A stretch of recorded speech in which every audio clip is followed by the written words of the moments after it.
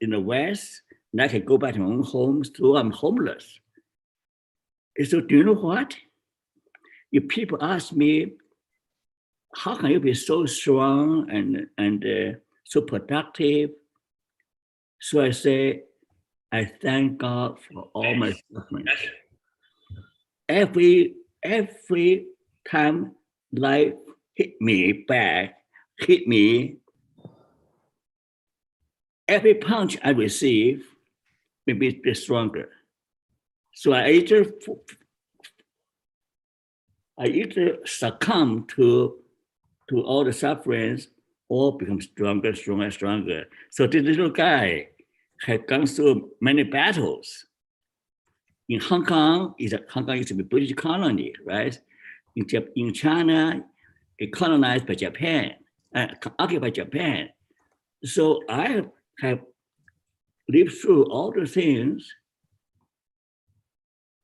When I overcome discrimination, oppression, that makes me smarter than people.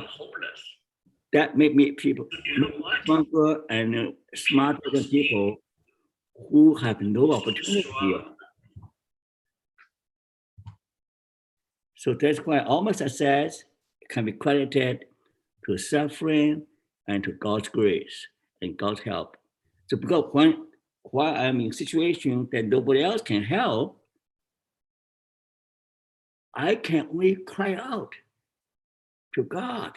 I remember watching the movie, The Resurrection of the Arab name, The Resurrection of Portugal, the movie about a Arab warrior, the minority being oppressed by certain people. But out of their oppression, he was able to become very smart, very strong, because of his faith and his persistence. So bad discrimination, oppression, injustice are difficult to take, but that makes us strong. Thank you. Thank you, Doctor. You can survive too, right? Yes, sure. So I think our audience is eager to discover what is the existential positive psychology from the horse's mouth. So I let you present your main dish. Okay. So let me sip a tea first. Typically. Good. Okay, here's the overview. Now, it says suffering is a gift. It is a hidden mercy from God by the great Rami. You know Rami, right? Okay. Now, so my first question is, you ask me, how can we flourish in suffering? How? So there are two problems, basically. One is the problem of suffering. The other problem is pursuing happiness. Both create problems. So existential positive psychology is a way to transcend both the problem of suffering and the problem of pursuing happiness. The result is the self-transcendence model. From this framework, we can develop inner peace and harmony and mature happiness in trying times. Okay? So, by the way, I might not be able to finish everything, but I will explain things clearly. Okay? Here's my first question for you. We all have to make a choice between a broad gate that promises a life of worldly happiness and success, or a narrow gate that promises you a life of suffering and flourishing. So what's your choice, okay? So I like to talk about that. And at the end of the seminar, you'll know how to make the choice, okay? We all have to make a choice between a broad gate that promises a life of worldly happiness and success, or a narrow gate promise you a life of suffering and flourishing. Okay, here's the introduction. Many people in North America, they try to pretend, oh, life is beautiful, life is good. They try to pretend suffering doesn't exist.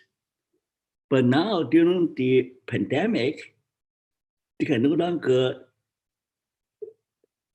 deny this reality, okay? So the natural tendency for human being is to avoid suffering or pain. But the tendency to run away from pain actually makes you suffer more. Paradoxically, a better way is to embrace your pain, to dance with your pain, the suffering, and that gives you, provide more healing and flourishing, okay? So our task is how to turn suffering into strength, how to turn trauma into triumph, okay? Now here's another famous statement from how to pronounce his name? Do you know him? Khalil Gibran. Khalil Gibran. Yeah, he wrote the book. He wrote the famous book, The Prophet. Remember? Yeah. Prophet. I know the book. A lovely book. Now he said, out of suffering emerges the strongest soul. You meet any great people in history. I studied them. I even wrote a paper about that. The greatest people on earth, the wisest, smartest people, you ask them, they'll tell you that they have overcome a great deal of suffering and many failures and humiliation, and they're wounded many times. And their scar is their badge of honor. I have many scars in my body. You want to see? So my scar is my badge of honor. Okay. Now here's another great quote from Rami. The wound is the place where the lie enters you. What kind of lie? The lie that shows you who you really are. You're more than the body. You have a soul hungry for God. The lie also shows you the mystery, the beauty, the wonder of God. Without suffering, people think that they don't need God. They can be happy, eating, drinking, and making love. It's suffering that brings us to know our innermost soul, to have connection with the great God. Okay? That's why I say, right now is the worst time, but also the best time. Now, here's the twist. We can celebrate the best time only when we overcome and transcend the worst time. So the worst and the best are connected. You cannot have the best without the worst, okay? So we need to transcend both the worst time and the best time.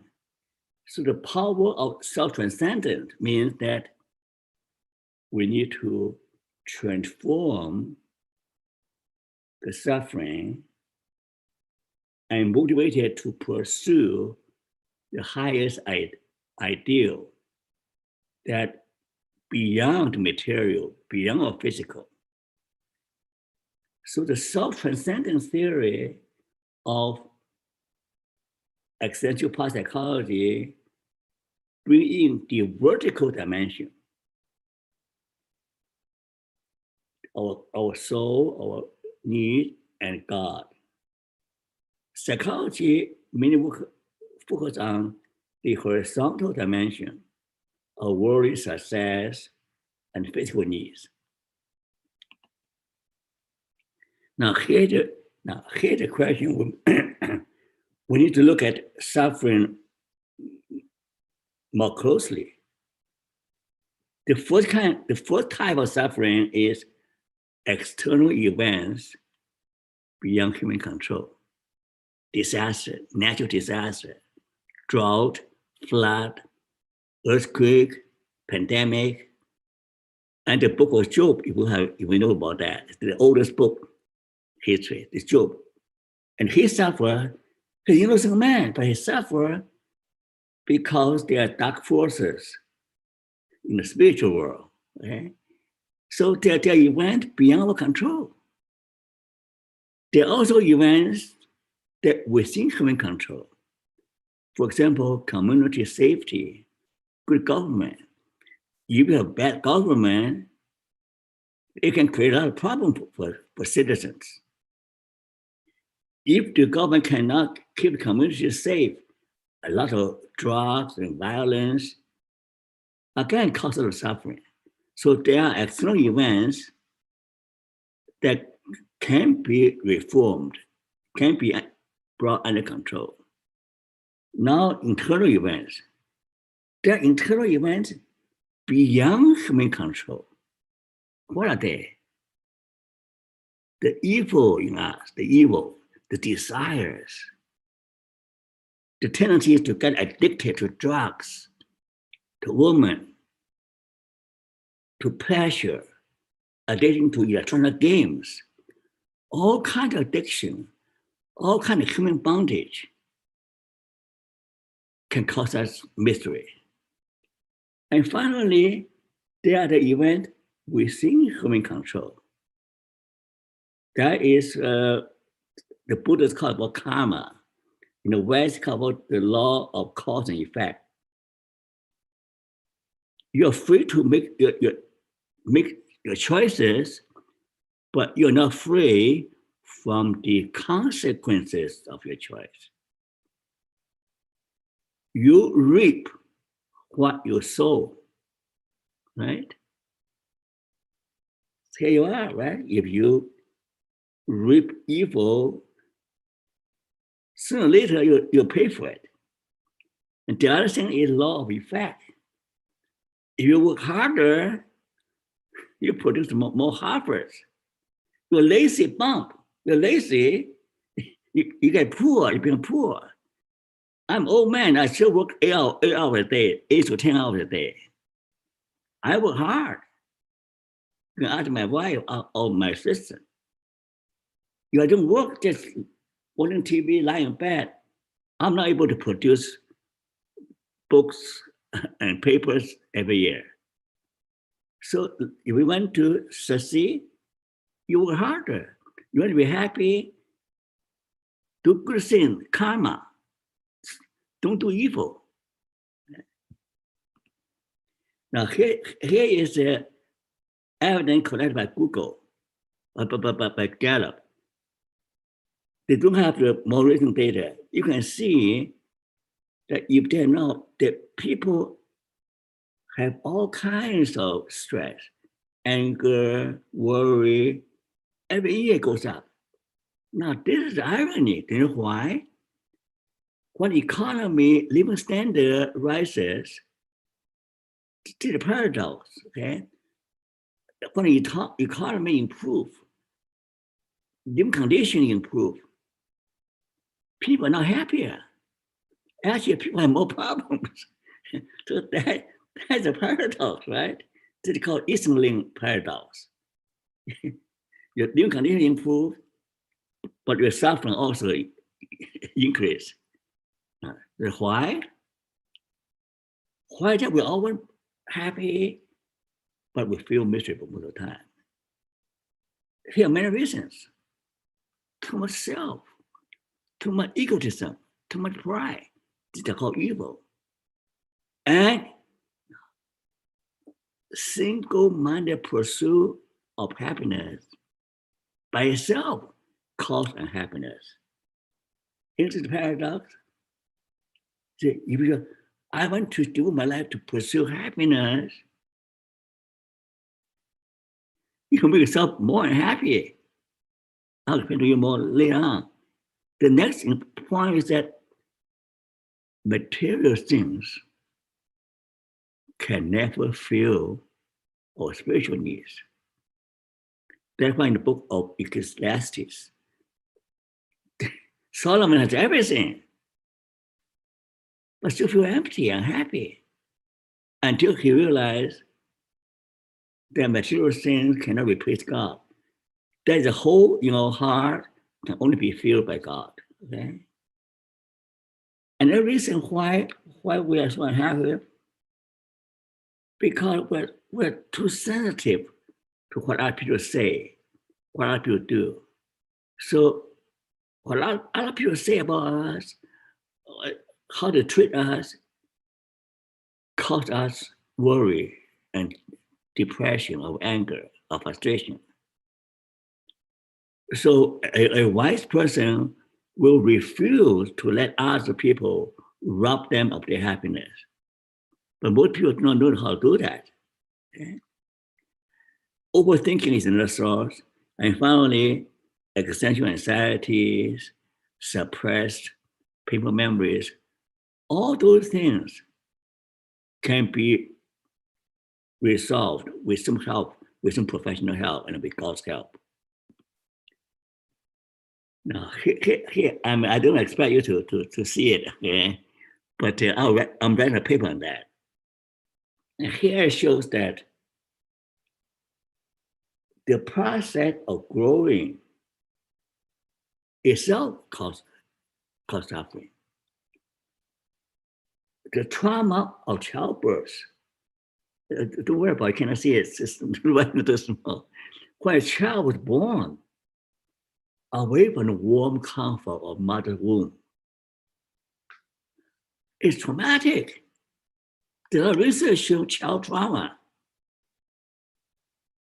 And then when the mother had to put the baby in the crib to teach the baby to live in the crib, the baby again screamed bloody murder, cry. So there's a suffering from separation from mother. Also life stage. Every life stage we have to overcome and transcend an existential crisis and suffering. Okay, that's part of being a human being. And Buddha said, Buddha said, life is suffering from birth, from old age, from getting sick, and from dying. That is the human condition. To live is to suffer. And to suffer is to find meaning for suffering. Okay? Now, here's the summary. Do you know what is toxic positivity? Toxic positivity means you put on a happy face. You pretend to be happy. It means you feel guilty for being sad. Or you look down upon people who are sad. That's toxic. In many workplaces in North America, they say, oh, we want to create culture of happiness. But during the pandemic, many things are going wrong. We cannot pretend to be happy. Pretend to be happy is toxic. It's very hard. The clown put a happy face, but they're crying within them. So we're all sad sometimes, okay? Also, unrealistic expectation can cause you unhappiness. you expect life to be positive, expect good things to happen, you're doomed to disappointment and despair. Avoiding hardship makes things worse. You procrastinate, pretend, try to delay the task. The more you delay, the more you avoid, the more you suffer. This COD, compulsive obsessive disorder. Good people tend to want to be perfect, but cannot be perfect, so therefore they delay. Delay make them suffer even more. And so that's why people tell you that you can be happy and successful without suffering. They're lying to you. Don't listen to them. Here's a famous quote. A man who fears suffering is already suffering, right? They don't know that the fact is that all the good things in life are on the other side of suffering. If you're afraid of failure, afraid of rejection, you suffer from two things.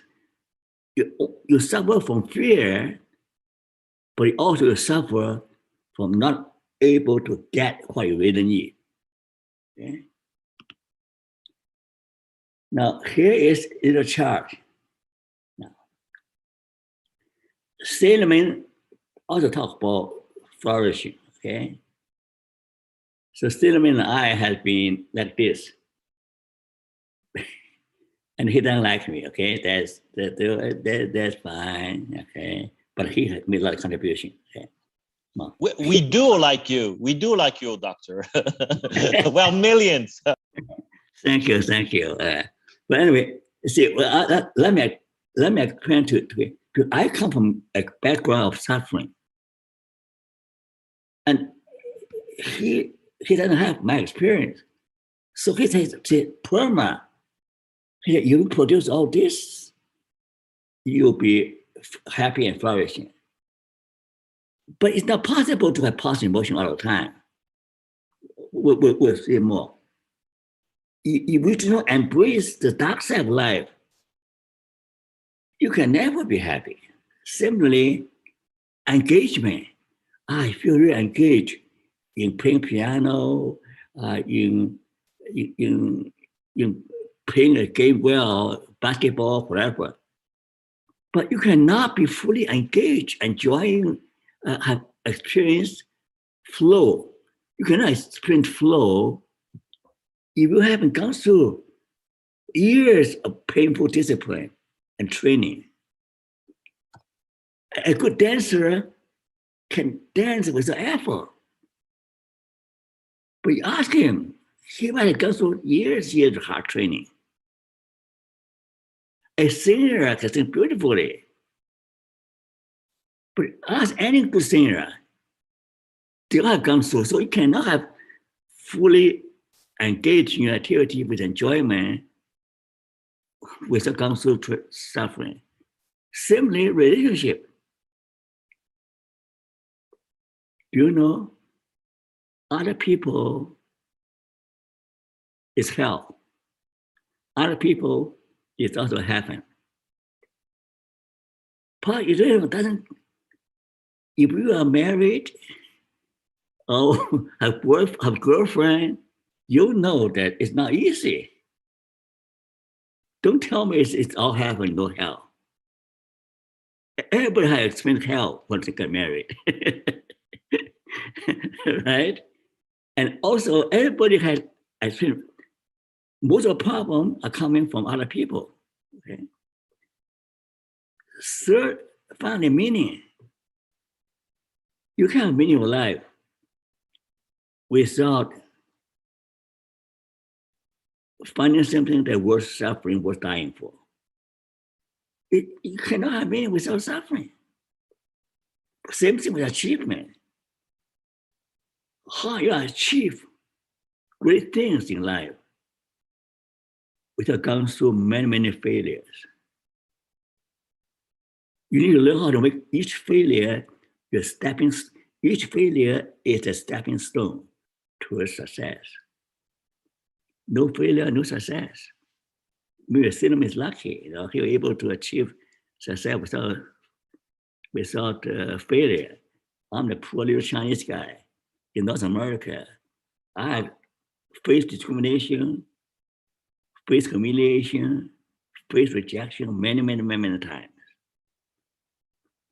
I'm only able to succeed because of God's grace. Okay? So this is the same thing. So I'm saying that the PERMA had to be accompanied by courage and acceptance and transcendence. So this iron triangle, with the courage to face suffering with defiant human spirit, without accepting life as it is, without the ability to transcend suffering, PERMA is not possible. You cannot have PERMA without this, without iron triangle. Okay. So now we talk about children now. Do you know what make me sad? It really breaks my heart to see children nowadays spend all their time playing games rather than playing with other children. And they don't talk to parents. And they grew on TV or playing games. I have clients who are 20 years old. They don't want to study, they don't want to get a job, they want to stay home playing games. I'm not kidding. I have clients, many clients from China, and some clients from North America. They don't want to meet people. They don't want to find jobs. They want to stay home. Parents support them, the rich parents support them. Playing games on computer. As for children, the brain is amazing. They can learn so much. Instead of training children to learn all the basic things, basic skills in life, they spend their time, fill their mind with junk, the Western junk, pleasure, sex, violence, all the rotten stuff.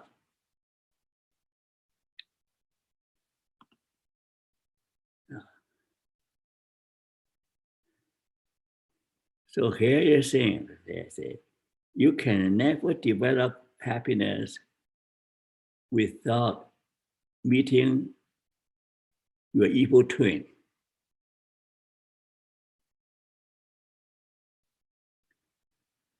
So that means that there's a spiritual part of us, there's also an evil part of us, the evil twin.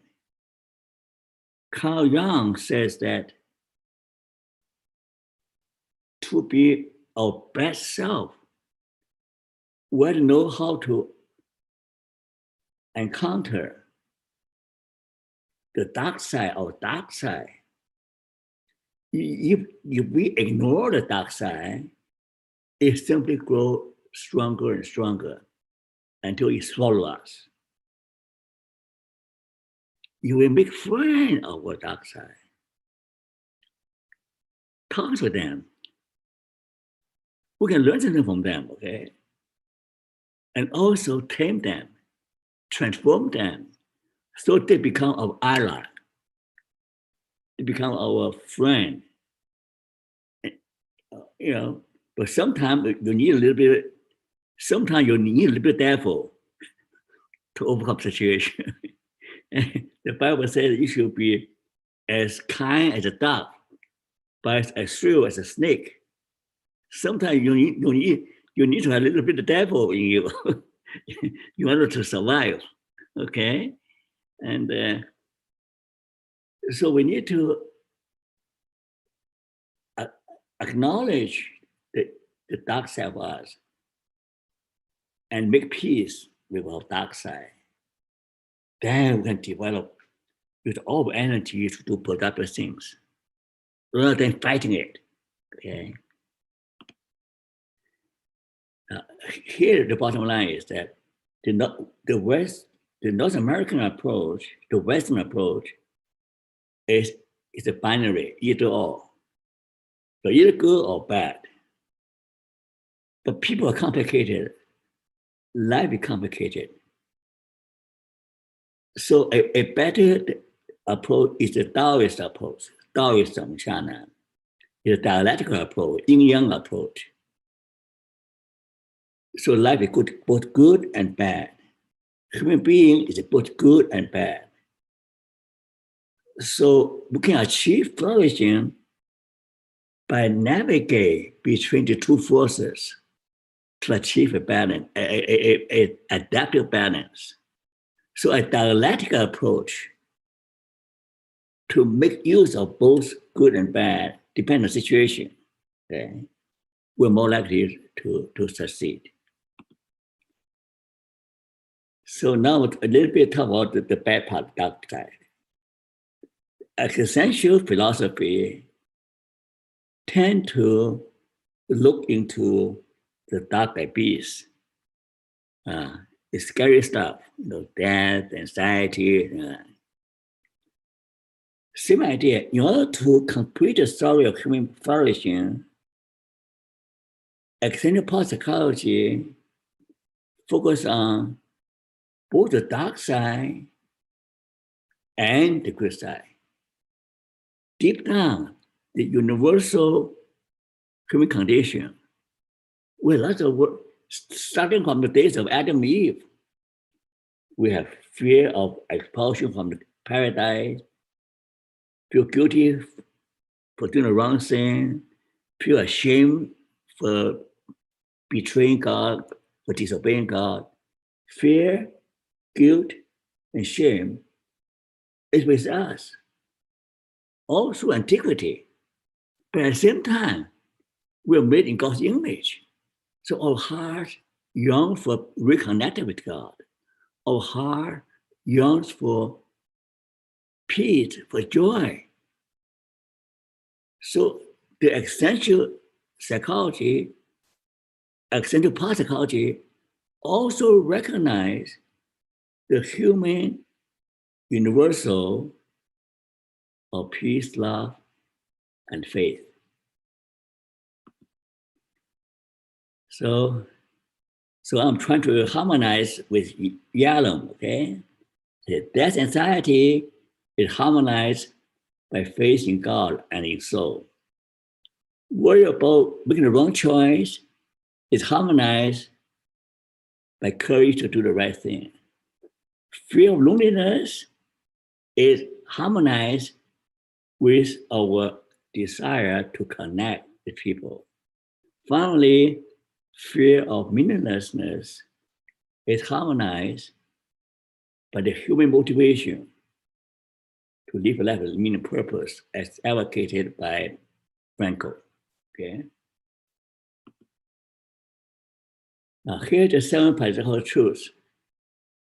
We agree that we need to look at life in a dialectical way. If we look that way, look at the way you're yin yang, there's all kinds of wonderful truths about life can only be understood as a paradox. At the first point, you need to go through suffering in order to discover the truth of how to flourish. I discovered that. I discovered the balanced way to flourishing through suffering. People who did not go through that do not have my wisdom. They had to suffer in order to get that. Secondly, your sexual strength can become a fatal flaw. The American psychology emphasizes individual signature character strength. But that can become a fatal weakness. You know why? If your strength is, whatever your strength is, without humility, too much of something can become bad. Your confidence can become arrogance, right? your courage can become recklessness.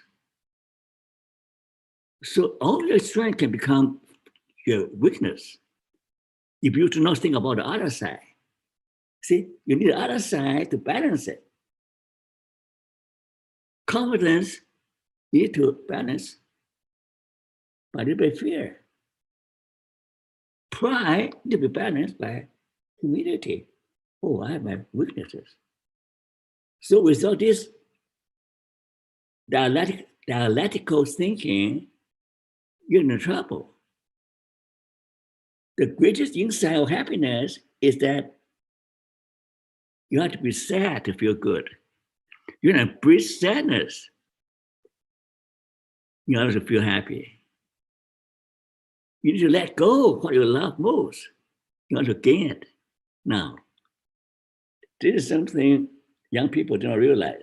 If they love someone, they chase after their loved one. If they don't belong to you, the more you chase, the more you suffer. If you really love someone, let go. If they are meant to be in your life, they'll come to you. By pursuing them, you drive them away, right? You never experience true love without willingness to sacrifice everything for your beloved.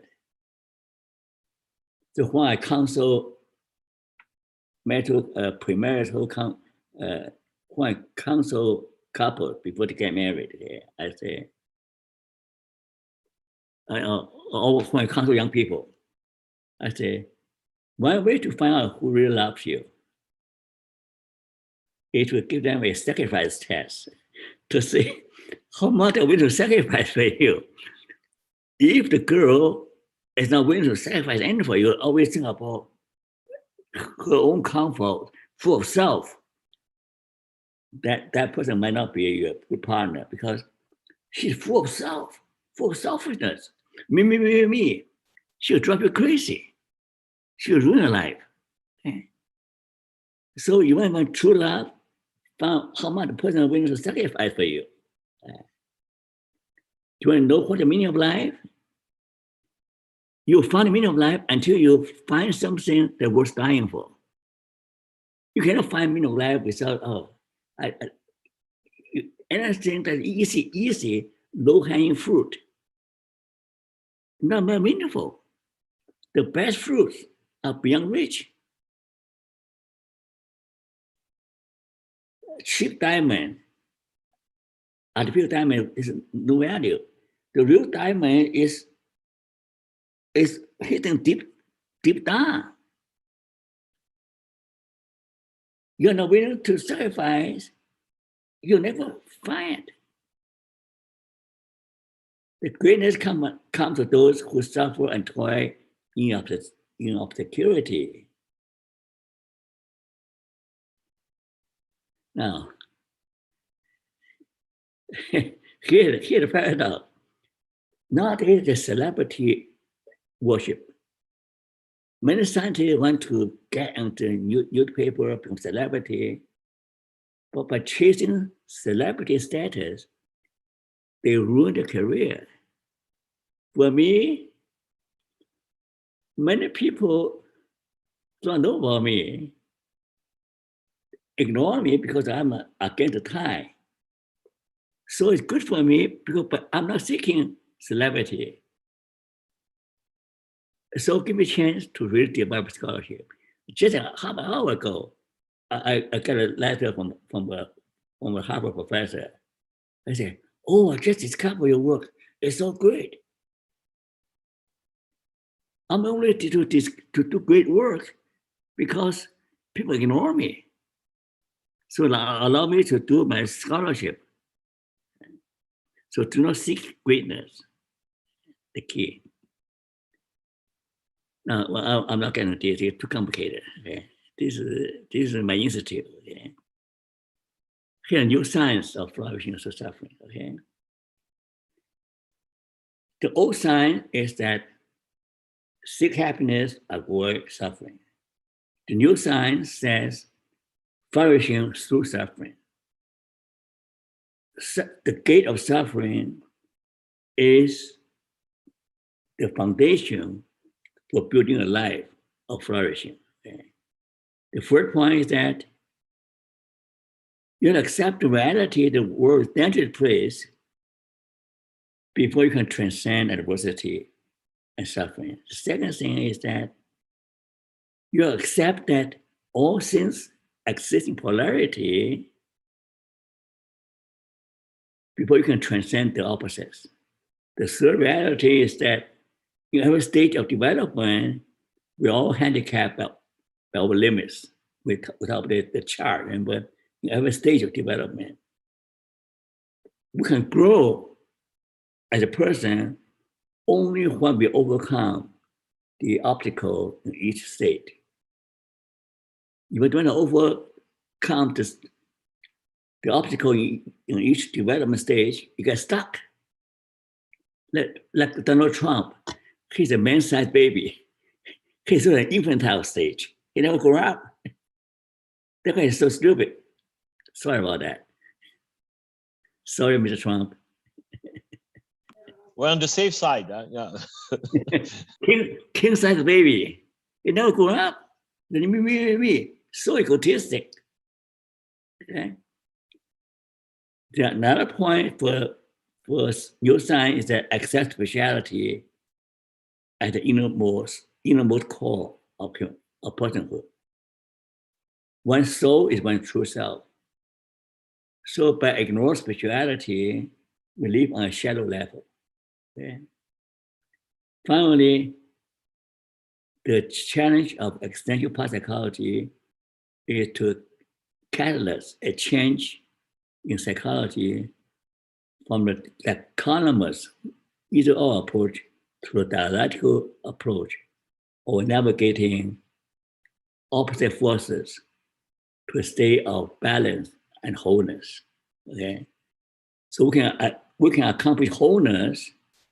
Like Carl Jung said, the individuation process is the process of finding balance, harmony between all the opposite forces.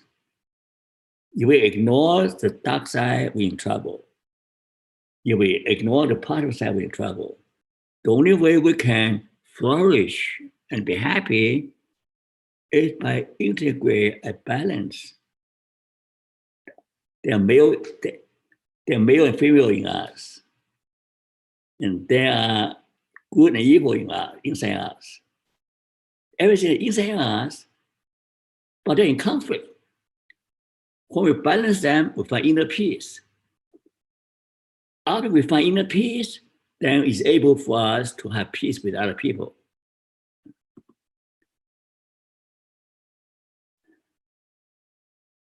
I'm going to now talk about my time running out. So briefly talk about spiritual transcendental model. Okay? The five basic tenets of transcendental paradigm.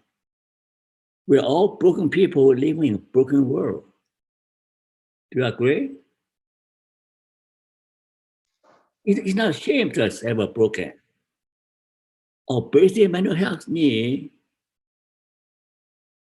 is when you meet for work, loving relationship, and God. Okay?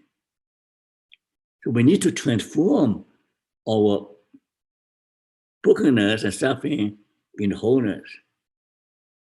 So we can have mental health, find healing when we have three big things we talk about that. We need to connect with our true self, connect with God, connect with other people, and do meaningful work. Freud says that mental health is work and love. But he leave out faith. We need three things: work, love, and faith. These three things, just like air, water, and food. No air, no food, no water, our body die. No God, no work, no love, our soul dies. Same idea.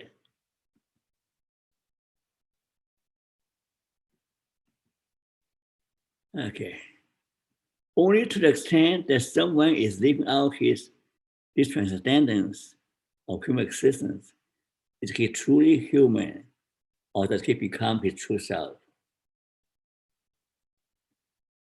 He becomes so not by concerning himself with his self-actualization, but by forgetting himself and giving himself and overlooking himself and focusing on other people. Here's the meaning. You cannot have meaning without self-transcendence. That's why Franco defined meaning of life in terms of self-transcendence. A life of serving other people, forgetting about self, serving other people. A life that connected with God. A deep sense of meaning involves exercise of will to meaning, right? For the common good. Meaning is not only anchored in subjective meaning, but in an objective behavioral commitment to some objective value, to pursue something greater than itself. In American psychology, they often define meaning as subjective feeling. But you can say, oh, wow, Hitler can say that he lived a meaningful life. Okay? A drug dealer can claim to live a meaningful life. But you think so, it doesn't make it so. You're still a murderer. You're still a killer. A meaningful life is more than just subjective evaluation, subjective feeling. Your life has to be anchored to objective values. That your life produce objective value for society. That's the key. Your life able to produce some value, some lasting value to enrich humanity, to serve other people. Then you can say objectively your life and meaning. Okay? Franco attempts to restore the soul, the noetic or spiritual dimension to a society. Okay?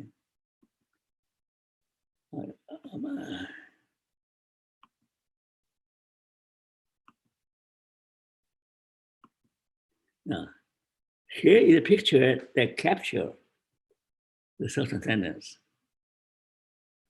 You see the vertical dimension? When you sink a root to the soil of suffering, when you try to reduce the worst suffering, you want to reach the highest ideal. You see that?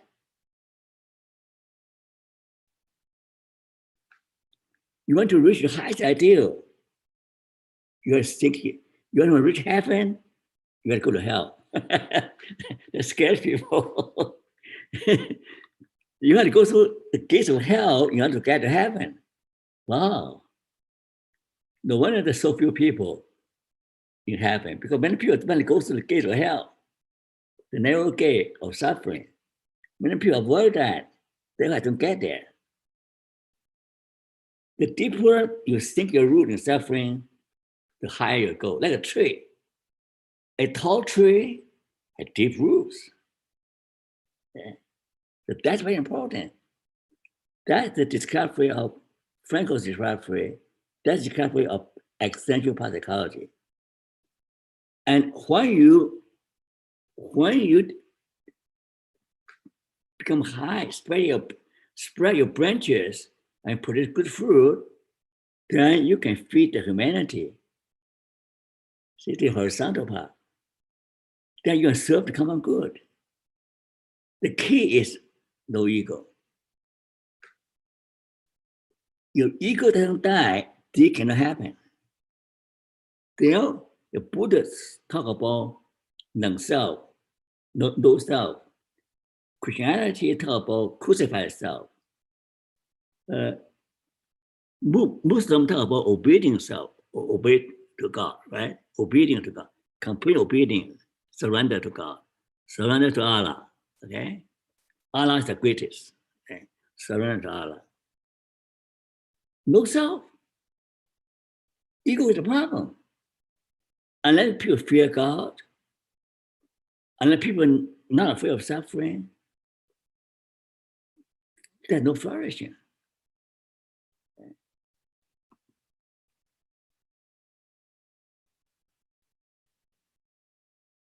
Self-contentment requires courage, requires vulnerability to do what's right, requires connection with self, other, and with God, right? Yeah. Now, but finally, talk about a bit of happiness. No, my true happiness is inner peace. Dalai Lama, another wise man from Tibet. A desert, all desert. Now, all the wise men think that happiness is not just excitement. Happiness, deep inner peace. See, true happiness comes from having a sense of inner peace and contentment,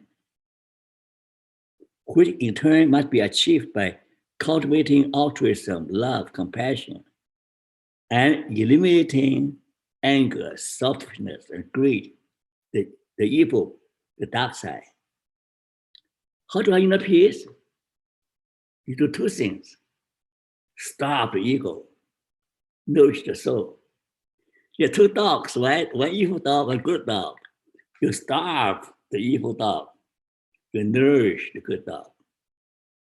You starve the evil dog of selfishness, greed, and anger, and bad temper, and nourish the good dog, the good side of you, of contentment, inner peace, love, compassion, altruism, sacrifice for other people. True religion is to nourish the soul, nourish compassion. I don't care whether you're Muslim or Christian, it doesn't matter. True religion is to nourish the soul. Okay.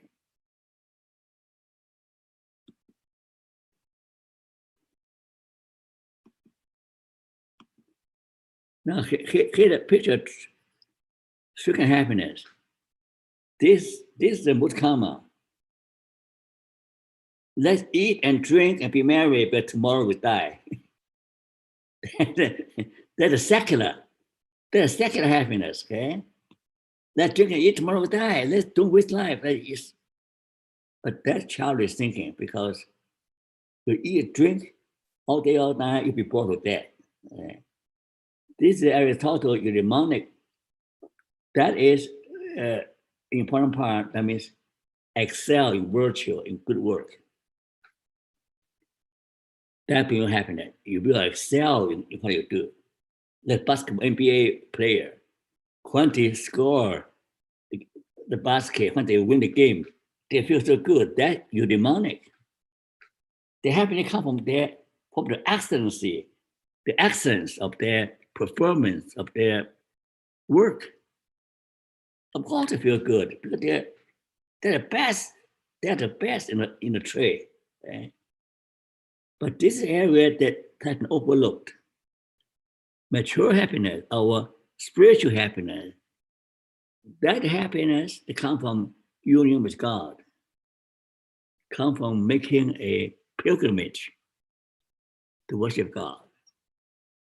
It comes from loving other people.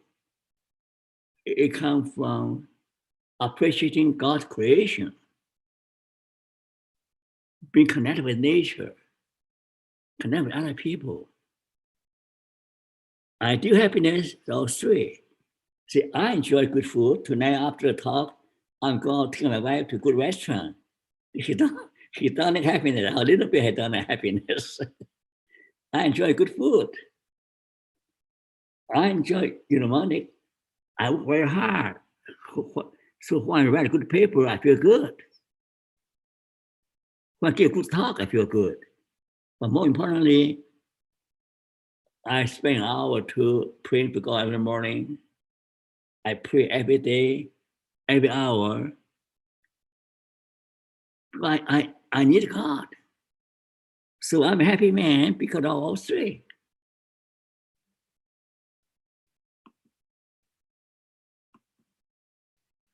We stand all, right? We need it with our life, need more all. We stand all in the power of life force, standing all in the wisdom of human mind, virtual love, magic of gratitude, in all of courage, faith. So we see a balance between body, mind, and soul.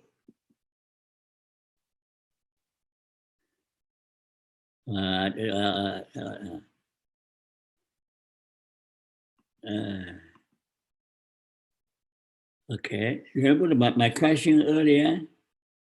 Broadway and Broadway, two roads diverge in the wood. I took the less travel by, and it made all the difference.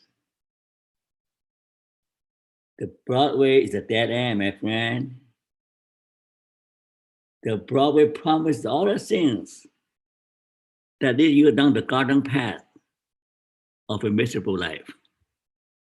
They promise you happiness, fame, at the end, misery. But the narrow path of going through the gate of suffering and sacrifice and pursuing what is good, you will have flourishing life. Okay, I'll skip. See, faith, hope, and love. These three things. You need these three things.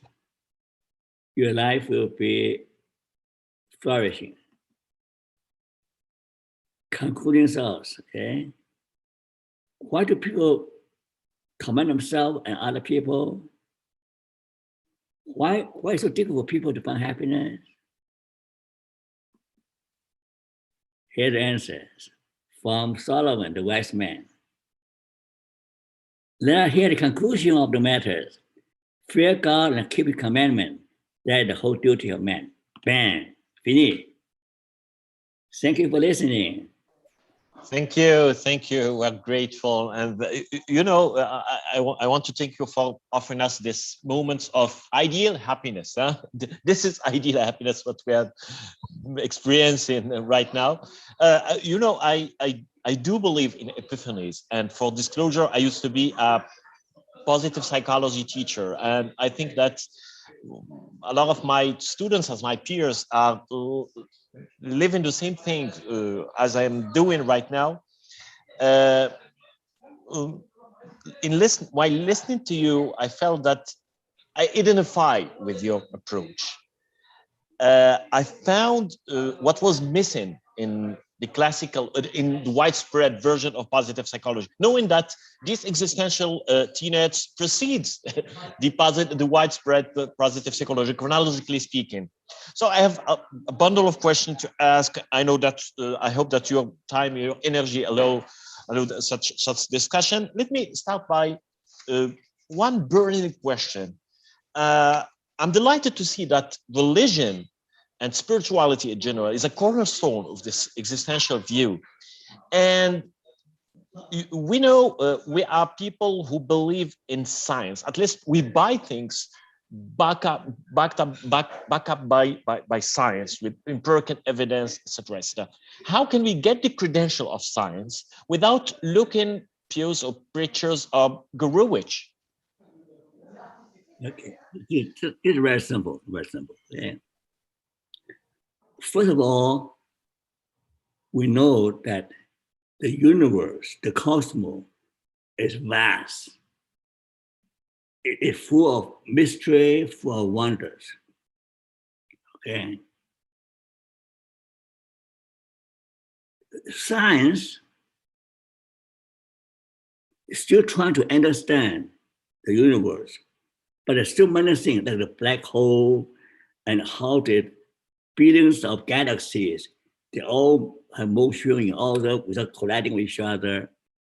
There are many things in nature, in the physical world, the scientists don't understand. the greatest scientists say, well, there had to be some higher power to make everything work together. Okay, for example, the Earth, if we live closest to the sun, we will be all dead. Okay. Also, it's silly to believe that to have the materialist, naturalist view of many scientists. Reality is more than what is visible. In fact, energy, all the material things we see actually are based on energy, based on something, based on what's invisible. So what is invisible doesn't mean it doesn't exist. There is an invisible reality, there's a spiritual world that can only be grasped through faith, through mythology, through history. Down through history, all human people, all human beings worship. You don't see the dog worship, you see an animal. The spirituality is part of a DNA. Faith in God, even atheists, when they're in trouble, say, oh, God, help me. People say there are no atheists when people are in desperate. When desperate, what do they do? Psychology research shows that pray to God or pray for the spiritual power actually is the most effective way to cope with trauma, with horrors of existence. But of course you pray, but then nobody can help you. When you're buried, like a miner buried 3 miles down earth, or when you're floating in an ocean, miles, no human being with sharks swimming around you.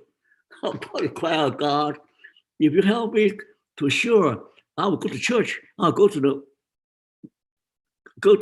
synagogue, go to the mosque every day. It's human nature to survive.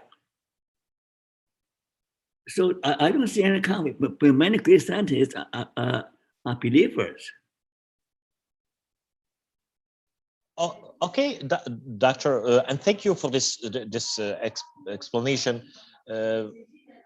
You know, we have the standard version of positive psychology until now, and I think that many of my peers are living the same repentance right now, and switching to existential, to this more inclusive way to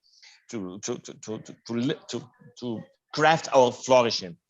You know, one of the strengths of positive psychology is the fact that it answers the question of how, through a set of exercise and practice and evidence-based practice and exercise. Can we find the same setting, the same apparatus in existential? Of course. That's why I'm now working with 2 or 3 Harvard professors. When you get a big grant to do research, they control the funding. The American policy psychology people control the funding, everything. So I don't have the funding to test my ideas. So now I'm working with Harvard professors, several Harvard professors to test out there are many applications from, for example, here's a simple thing. Here's a simple exercise. William James, the great psychologist, suggests that every day, now think carefully, every day you choose to do something difficult and unpleasant. Just you do something you like. No. Every day you force yourself to do something you don't like, something that trains character. Okay? Two characters. Or can say, another version is that every day, spend some time, face your dark side. Okay? Don't run away from your dark side. Okay? Now, the most powerful experiment I've done since, here's an interesting story, okay?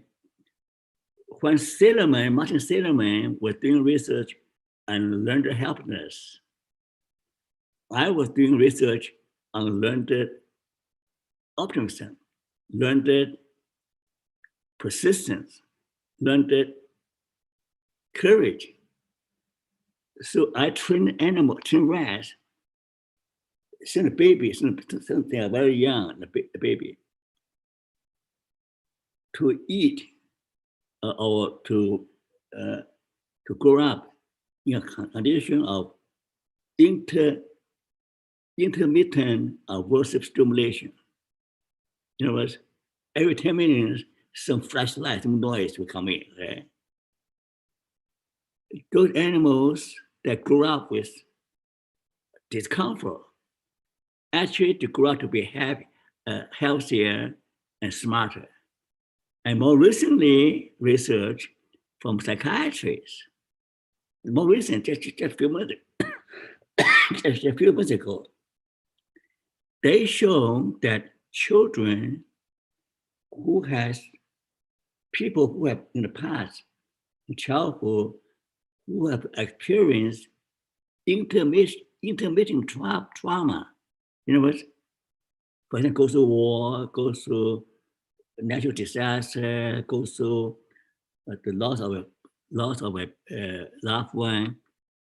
People who have survived trauma, they are more resistant, more resilient, they have more mental health.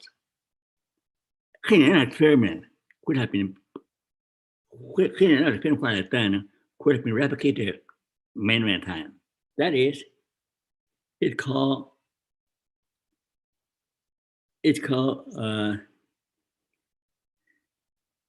progressive ratio training. Here's how it goes. I train an animal to press the bar once for reinforcement. Then it increases to 10. They not have worked hard enough. They work for 10 for the same reward. Then they require for 10, 20, 30, 40, 50, 60. I'm able to train some animal that press the bar 150 times for one part of the reward.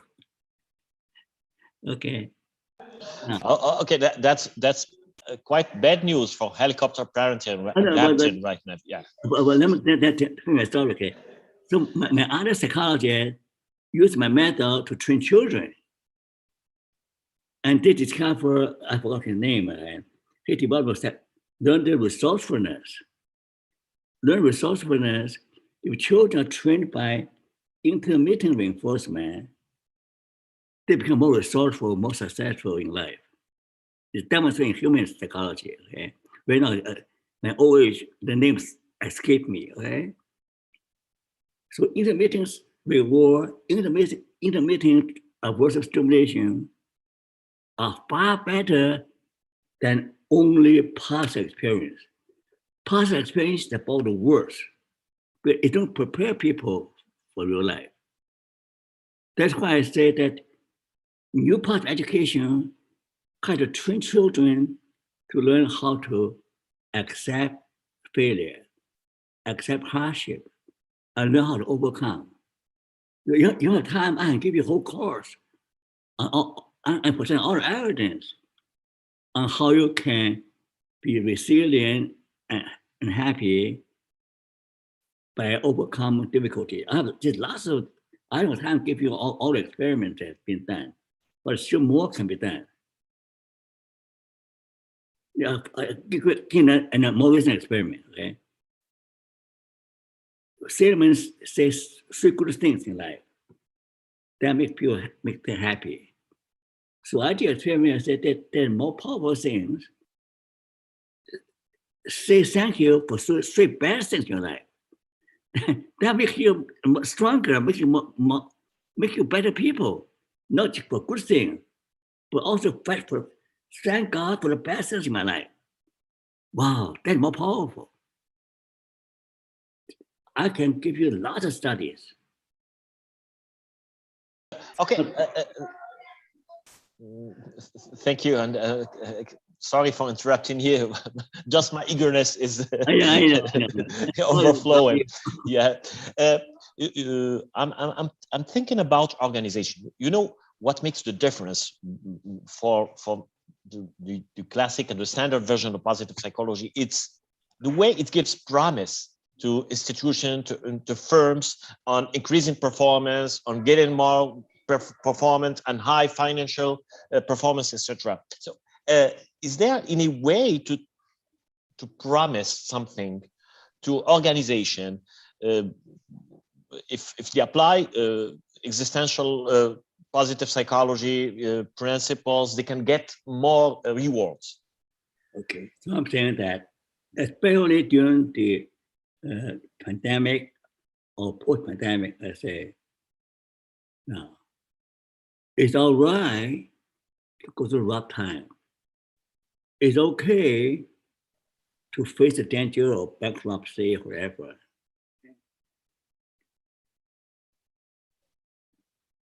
The setbacks and bankruptcy or going through facing bankruptcy or whatever is not the end of the world.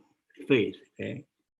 You have to believe that if your business it really is meaningful, really serve a good function, you believe that your company have an important mission, can really serve humanity, then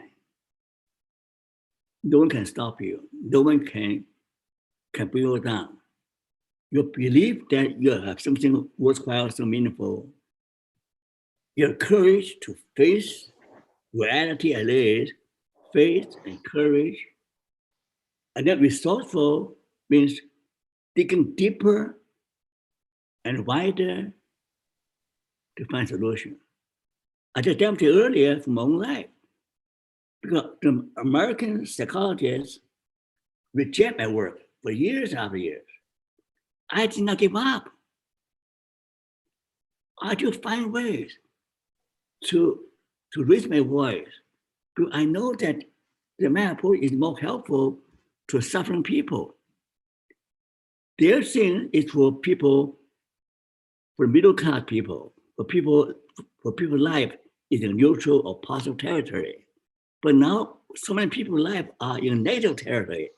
There are very little things to offer for people living in negative territory. So all my psychology is aimed to help people in the negative territory. I have lots of research data, kind of data, but they refuse to cite me, they refuse to publish my stuff. But I did not give up. So more, right now, I got invited all over the world. Latin America, Africa, Europe, Asia. People now, you half invited me to teach, to research. All of a sudden, say, oh, Paul has something to offer, something important to offer. So here's an example, right? I give a personal example of my research. I have lots of things to offer the companies, organizations who are going through difficulties. I say, good, there's an opportunity to build something new, something better. If the old doesn't die, new thing cannot be grown, cannot be invented. Good opportunity, be happy. So my message is more powerful, more optimistic. Everything goes to the dogs. That's good. I didn't burn down, that's good. Now we're a chance to start afresh, start a new chapter. Now think about better way of doing things. See? Only people listen to me. They will not listen to me. Thank you, Doctor. I don't want to be more opportunistic than I did actually. So I want to finish by making a declaration. It's a declaration of love. I know that you have said that you will have the last laugh, and I guess that you are laughing this last laugh. You have the right to celebrate, and I want to take advantage of this encounter, virtual encounter, to make this formal demand, or request, I would say, to join your network and to be your allies, your ambassadors, whatsoever, in order to spread this TNETs and to craft authentic way to flourish in the midst of our cultural contingencies. We share the same values, we share the same vision, and a lot of, I would dare to say, the same vision of the world. So the chaos is perfect to announce this this alliance. Thank you so much. But by the way, you look like one of my students who died of COVID-19 a few months ago. You really remind me of him. But anyway, I really appreciate ally. Now I have ally with you guys. I just received another letter from Mohammed. I just forgot his name. Just an hour ago, he went to be ally with me. From where? Which country? Africa. Africa. No, let me tell his name. Hold me on. Let me check.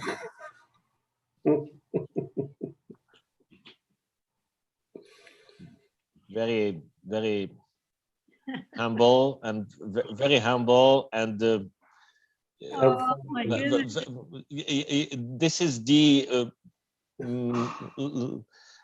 it's a live illustration of what is humility and cheerfulness and being wise and childish. And I really appreciate this.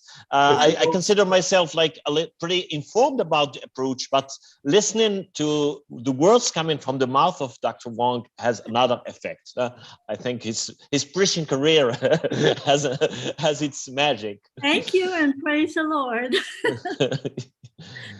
Oh, actually, I think, this pandemic had given us a pause just to think about what have we been doing and where do we go from here. And, the world is changing and they always looking forward to the go back normal, but we will never have the same normal. We will be having a new normal. We have to create a new normal. And it's a real learning experience, and it gives everybody a real shock. Yes. Yeah. I appreciate the way you are displaying the joy of being full, being a couple. That's really. Well, I wish. I like to use this time to advertise. We're going to have our first virtual meeting conference. I've got my membership to the network. August the 6th to 8th, and we are trying. Here he comes. There we go. My place. He wants to take his place. You're preaching a converted. Yeah, we're already converted. So no need to preach, huh? He is from. His name is Moham from FETER organization. FETER. FETER. FETER. FETER. FETER. FETER organization. His name is Moham. Okay, I don't know. I don't know. Okay. We guess. The screen, the white screen of Mr. Paul Wong, the screen. Huh? Okay, show us again in the camera. In the camera, show us again the name. Okay. No, It's hardly visible. Hardly visible. There we Mohammed go. Fidzer. Mohammed Fidzer. Fidzer.org. Fidzer. No, I'm gonna check it right now. Oh well, we're gonna check. We're gonna check. That's great.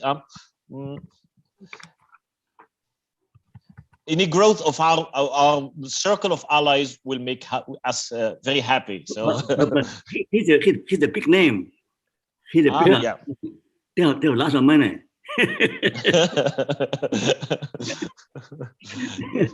So they want to support my work. Yeah.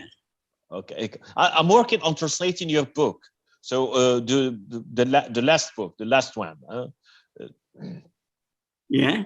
I'm working on translating it into French and Arabic, and it will be ready in a couple of months. And it will be my joy to spread your ideas and your. You're most welcome to translate any of my work. Okay. Don't worry about copyright or anything. Just Thank you. Thank you.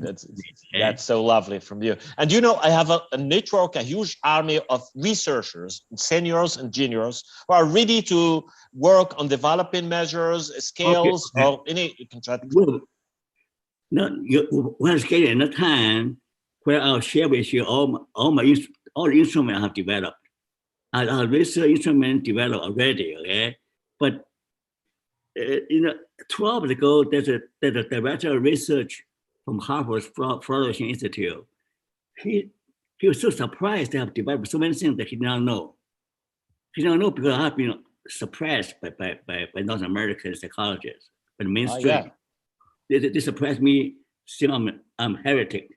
I think it's not orthodox. Okay, so I've been suppressed, but now they discover me now. So when I change next time, I'll share with you all my research. Okay.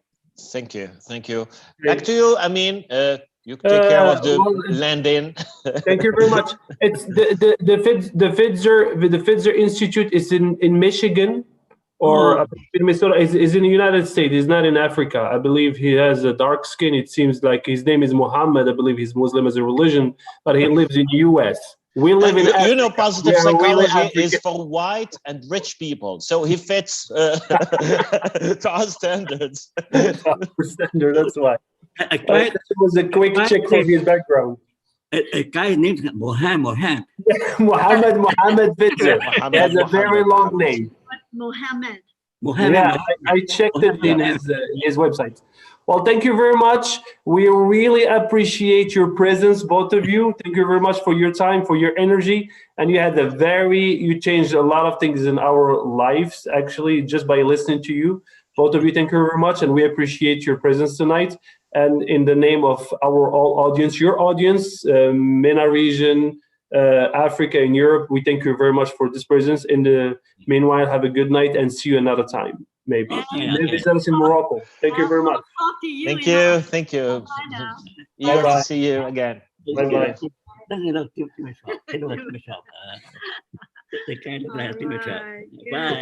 Bye. Bye. All the best.